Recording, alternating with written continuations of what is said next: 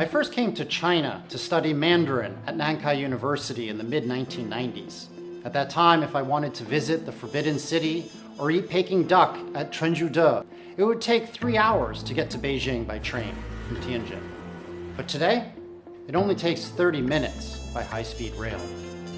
For the 23 years I've lived here, China has focused on infrastructure and innovation. One big driver is investment in high-speed rail. China has already built 35,000 kilometers of high-speed rail connecting 100 cities. There are more than 100 cities in China with a population of over 1 million.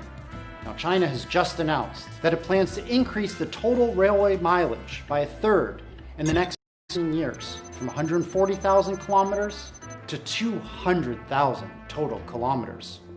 Now let's compare infrastructure spending between China and Japan. Japan has also invested heavily in high-speed rail to offset the economic stagnation of the 1980s after the Plaza Accord was signed. However, many of these trains connect big cities, such as Tokyo, to tiny villages with only 2,000 people. Thus are wasted white elephant spending, as very few passengers take the trains. By contrast, China has focused on connecting major cities to improve economic efficiency.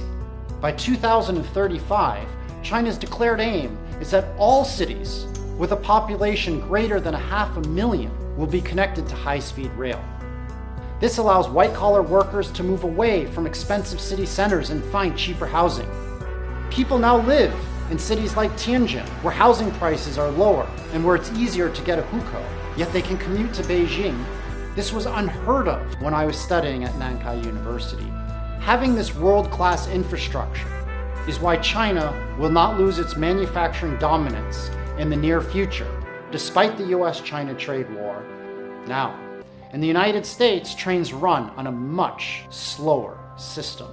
The average speed of most trains is only 128 kilometers an hour.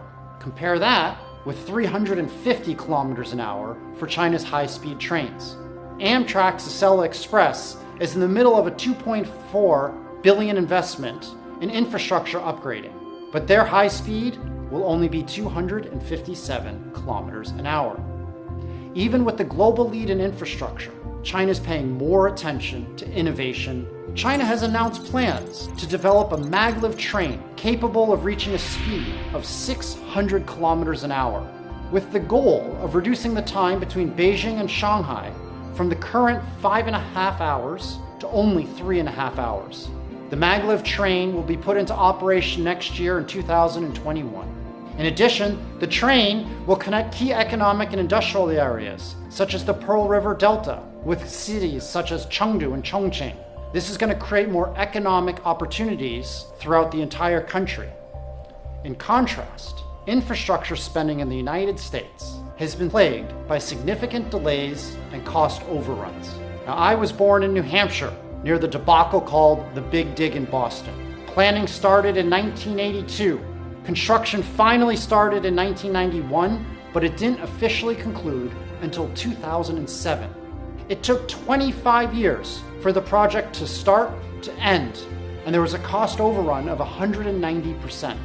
Moreover, they're still making significant adjustments and fixes to key roads and bridges, such as the Leonard P. Zachin Bunker Hill Memorial Bridge, which has some of the worst traffic in the United States.